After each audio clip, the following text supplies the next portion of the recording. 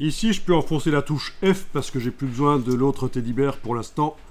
Je travaille sur le décor ici. Alors, il y a deux choses à dire et on terminera par ça pour l'instant parce que je sens que vous commencez à péter les plombs. Le groupe est en mode de fusion qui s'appelle transfert. Du coup, les calques de réglage qui sont à l'intérieur du groupe agissent sur le teddy bear, mais également sur ce qui se trouve en dehors du groupe, le décor.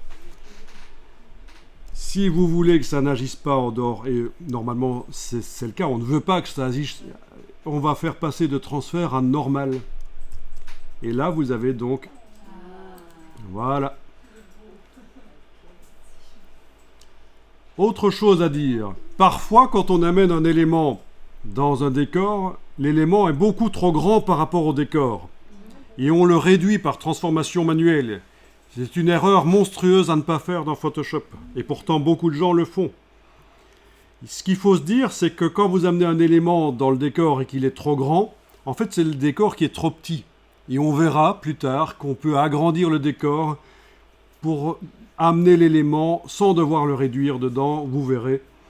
Donc, mais ici, voilà, ça fait un effet particulier. On a l'ours comme s'il était grand. Est-ce que vous arrivez à le déplacer? Attention, essayez de déplacer, oui, avec l'outil de déplacement de pixels. Allez-y, essayez.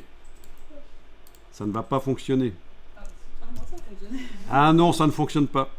Outil de déplacement. Vous déplacez l'ours. Il y a quand même un petit problème. Les ombres, elles restent au même endroit, non?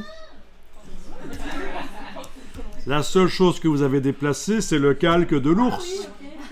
Donc on va faire un commande Z, on annule. Vous pouvez fermer le groupe avec le petit triangle. Et alors, c'est une fonction qui s'appelle sélection automatique du calque. Elle est là au-dessus. Pour l'outil de déplacement, il faut la décocher. Alors la barre du dessus, si vous ne la voyez pas, c'est menu fenêtre, option. C'est comme ça qu'on la fait apparaître ou disparaître. Hein. Elle est super importante, donc on la fait apparaître en permanence, menu fenêtre, option. Voilà. Donc on décoche cette option sélection automatique pour l'outil de déplacement. Le groupe est fermé. Quand on déplace, les ombres se déplacent avec.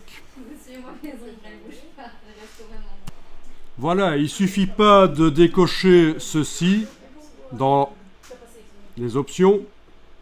Il faut aussi fermer le groupe. Sinon, c'est le calque qui était activé qui continue à bouger. C'est le groupe que vous voulez bouger. Voilà.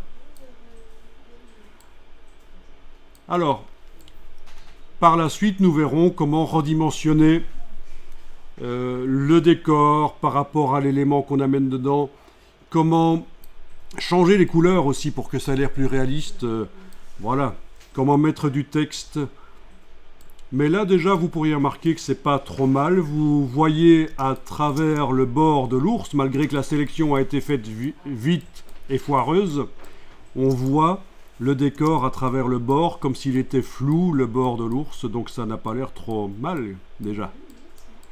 C'est mieux que ce que beaucoup de gens font au niveau photomontage.